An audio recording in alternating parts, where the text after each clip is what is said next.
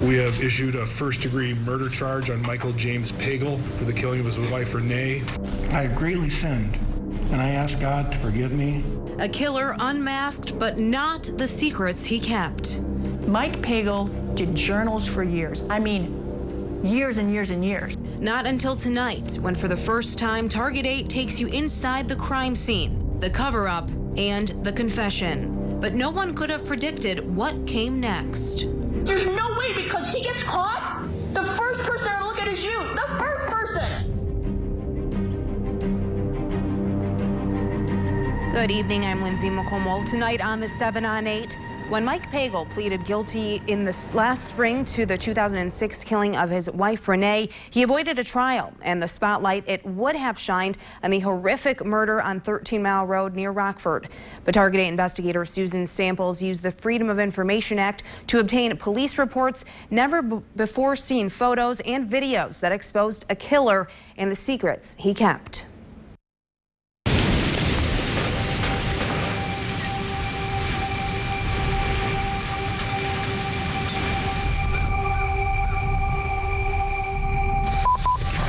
February 3rd, 2020. We're out on Moore Road with Charles Pagel regarding the Renee Pagel homicide. A nurse practitioner and educator, Renee Pagel, was stabbed to death in her home. She fought, and she fought hard. She is grabbing on to the murder weapon. We found Renee on the bed. 50-plus stab wounds. There was no doubt for me that it was somebody that had something personal. This is someone who really not only wanted to kill her, but wanted to make her suffer.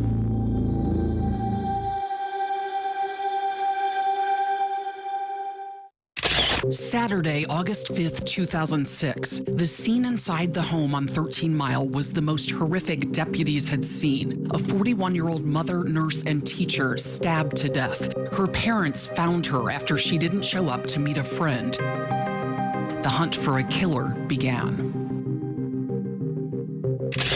As any homicide detective will tell you, the husband is always the first suspect. And within hours of Renee's murder, detectives learned the Pagels were nearing the end of a brutal divorce. Mike Pagel had motive, but he also had an alibi, sort of. This is the testimony of, could you say your name, please? Patricia Pagel. Mike Pagel's mom had stayed over at her son's house the night of the murder to help him with his and Renee's 3 young children. Mike had the kids, 7-year-old twins and a 3-year-old, on weekends. The morning after the murder, when detectives showed up at Mike's Rockford area home, 10 miles south of Renee's, they found Mike not home, but his mom was there. We asked her, was there anything unusual at all last night? And she did make a comment that around 2 or 3 in the morning, she heard the door open and close. Later in another interview with her, she denied saying that to us. Every different time we talked to her, her story changed, and it got better and better for Mike. And so you're saying today you don't remember telling them that you heard the slider open and close? We talked for a long time, and I really don't remember specifics of their conversation because I was confused as to why they were there. 6 months after Renee's murder in early 2007, Senior Assistant Prosecutor Kelly Konski was using investigative subpoenas to force witnesses to testify. Mrs. Pagel, you understand you're under oath? Yeah. I'm sorry for raising my voice. I'm just concerned that you're going out on a limb for your son here when you don't need to. You just need to tell the truth. Not. And if you didn't do anything, the truth will come out. It was clear that she was lying for him. Among the inconsistencies, the children's bedtime that night. First, Mike Pagel's version. Do you have any idea when the children would have gone to sleep that night, general time? 9:30. So they didn't stay up real late anyway? No. Not true, according to Pagel's alibi, his mom. So the 7-year-old, and how old's Hannah? She's 3. So the 7-year-old and 3-year-old are up after 1 o'clock in the morning? Oh, yes. And you're not yelling out there, quiet down, Grandma's trying to sleep? No, because Mike was. Why should I yell? Do you remember anything unusual happening with the children that night at the home? Anything out of the ordinary from the normal Friday night? No. Did you have any involvement whatsoever in the death of your wife? No. None. None. He didn't have any theories about who killed her either. Not after detectives checked out and cleared the renter who lived above Renee Pagel's barn. Pagel's mom said she too had no idea who killed Renee. It just is a mystery, I guess. I don't know. It will someday be found out. Oh, you can bank on it.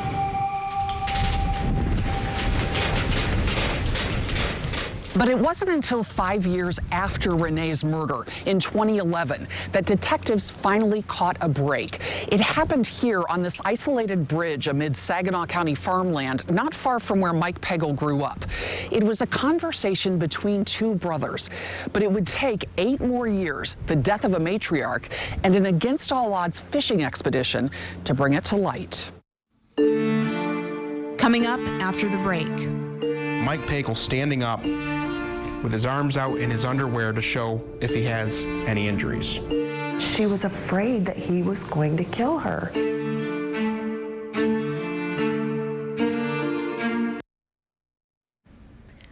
Welcome back to our special Secrets Kept Murder on 13 Mile. Here's Susan Samples.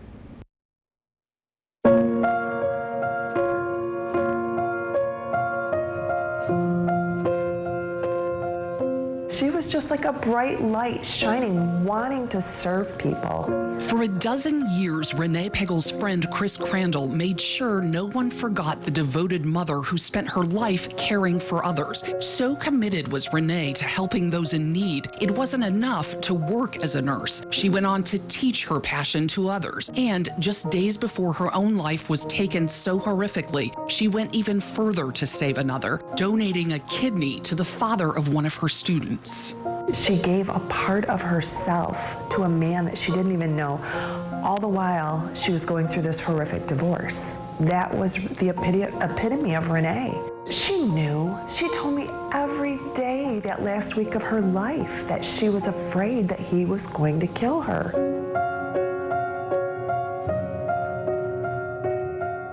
Knowing who did it and proving who did it are two very different things. So I know for years people were like, well, we know he did it, her friends, her family, but there's a big step from knowing who did it and proving it.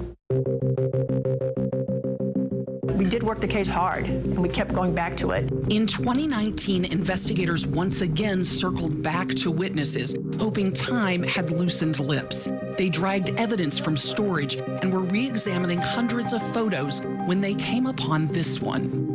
Mike Pagel standing up with his arms out in his underwear to show if he has any injuries. And he's in his kitchen. And while we're looking at that photo, I see on the top of the fridge a blue flashlight that when you zoom in is an identical match for that orange one behind the house. Behind the crime scene, hidden in tall grass hours after the murder, deputies had discovered a flashlight they believed the killer had dropped. And once we contact Energizer Corporation, was part of a 2-pack, orange and blue.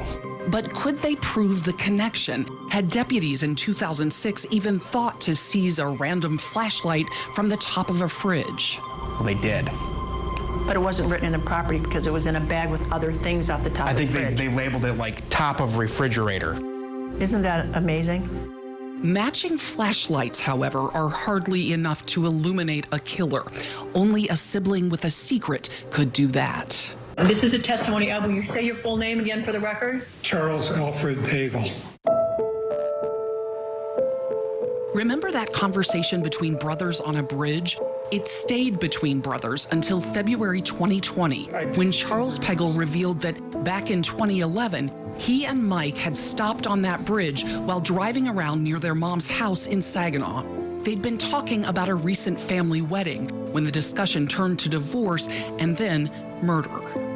My brother told me that he had killed Renee, or he put it that he had finalized his divorce and showed me a knife. Charles, who goes by Bo, said Mike had pulled the knife out of a black bag. Prosecutors think he may have had it stashed in a pole barn at his mom's Saginaw home. And what did he do with the knife after he talked with you about it? He threw it into the creek. Bo said his brother told him he'd made several dry runs before the murder, that he kept supplies in a hole somewhere, and that cops would never catch him because he'd made sure to leave no trace, wore coveralls, and tucked them into galoshes. Mike said all Renee had to do was give him alimony, child support, the house, but she wouldn't do it, so he killed her. I want you to use the most accurate words you can use. Whatever they are, they're his words, correct? So you tell me his words were. His words were, I her up, and if you tell anybody, I'm going to you up too. And does anybody else know that you have this information? The only one I told was my mom, who has passed away. And when did you tell your mom? I told my mom the day after it had happened. And did she act surprised? She did not. And did she make a request of you? She asked me not to do anything until she was gone. Patricia Pagel, the mom, died in September 2019. Less than 6 months later, Bo Pagel had shared his brother's confession. All right, it's February 3rd. And met detectives at the bridge. On Moore Road with Charles Pagel. Something. Let me ask you this here. I'm just going to pick up a rock and throw it into the water just to see. And you tell me where it lands. Is that about? Yeah, I would imagine it would have went farther than that. Certainly an amount of skepticism. Is it true? If it is true, how on earth are we going to find it? What are we going to do? But Detective Bill Marks, assigned to the Pagel homicide in 2018, is relentless and resourceful, with a talent for creating contraptions. It was a big industrial magnet. There were ropes tied to either side of it. For days, Marks dragged that makeshift device along the creek bed, pulling up car parts, home stereos, not knowing for sure if the knife would even stick. What if it was stainless steel? It was the third and final day, second to last pass, when Mark's colleague snagged something. He lifted it up and there it was.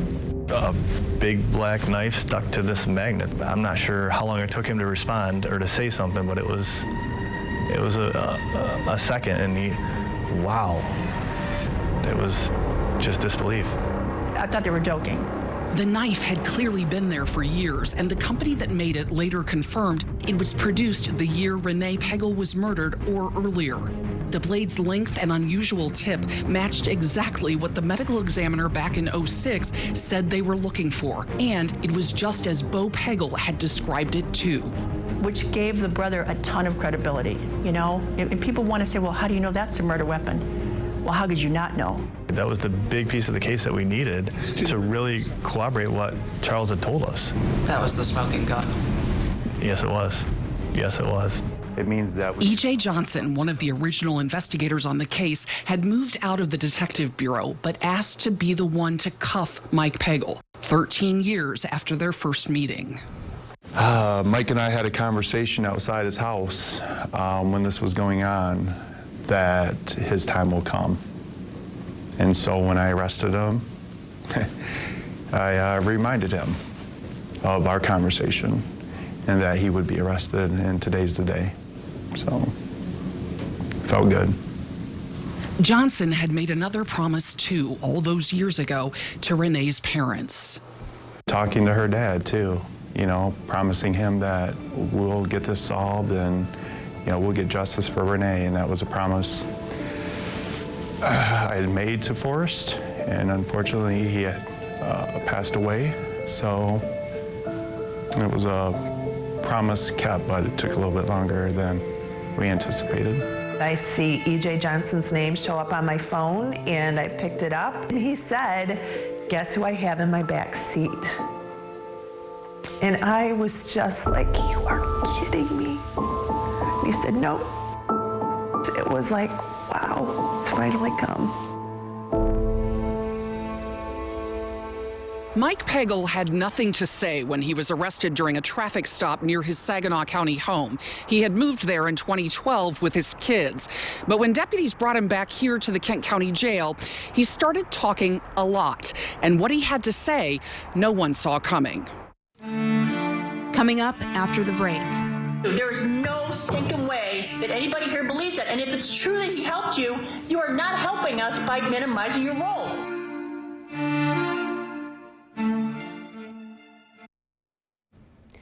Now to the conclusion of secrets kept. Once again, here's targeting investigator Susan Samples.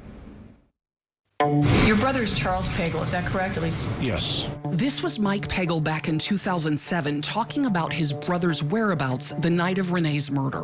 Was Charles Pagel in Kent County on that Friday or that Saturday? No. Turns out that was a lie, according to Mike Pagel 2020 anyway, after he was arrested. Is it your testimony under oath that you planned and conspired with your brother to have your wife killed? Yes.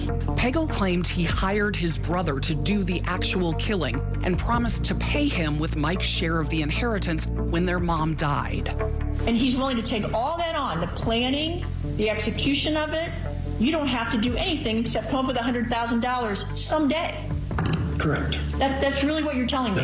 And that's what happened, yes. There is no stinking way that anybody here believes that. And if it's true that he helped you, you are not helping us by minimizing your role. There's no way. I know how organized you are. You're way more intelligent than your brother. On paper, everything I've seen about your lives, you're a detailed guy, big time. Here's what we talk about Mike Pagel. Mike Pagel did journals for years. I mean, years and years and years. He also documented his hatred for his wife, feelings reflected in his book choices too, found in Mike's house after the murder.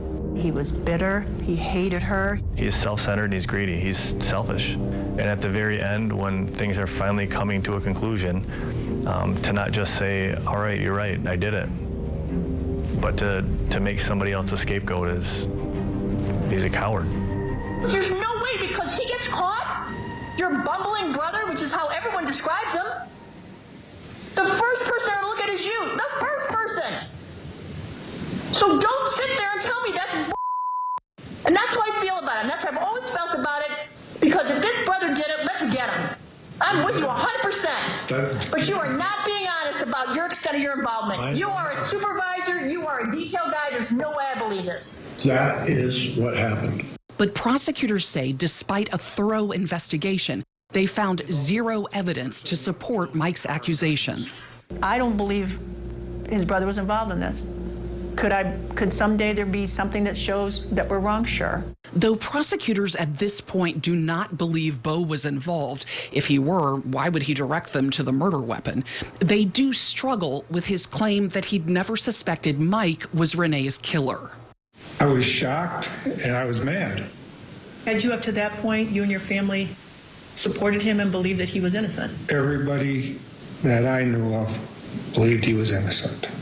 Tell us again for the record why it is that you've decided to come forward at this time. The truth just needs to come out and I need to get it off and our family needs to go on. So do the Pagel children, now young adults, who on the day of their dad's arrest learned they'd lost both parents. They're great kids. They really are. February 6, 2020. That was probably one of the hardest notifications I ever had to make. We're going to go and tell them that all the things he's told them over the course of their life is a complete lie. It may come as a shock to you, it may not, but we've developed some new information and we believe your dad's responsible for your mom's death. The children had no questions initially, but later requested a meeting with detectives who sat down with the kids for several hours to explain the case against their father. It was in large part to spare the kids the pain of a trial that prosecutors agreed to let Mike Pagel plead to second-degree murder. And had he gone to trial and been found guilty, none of us wanted them to spend the rest of their life thinking he had been railroaded. At least now they know she's dead because of their dad. I want to ask for forgiveness. Mike Pagel will be eligible for parole in 25 years when he's 80. Sarah, Joel, and Hannah, your mom loved you very much and would be very proud to see how well her children have grown. At sentencing, the judge read a letter from Sarah, who wrote of indescribable pain and said regardless of her dad's involvement, she still values the relationship she's had with him.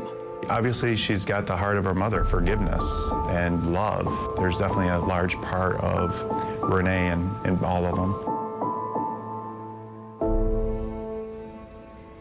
The Pagel family declined to be interviewed for this special. Mike Pagel said that he would answer our questions by email from his prison cell. We have not heard back. If you want to dive into this Target 8 investigation, we do have a lot of exclusive resources at woodtv.com. Have a good night.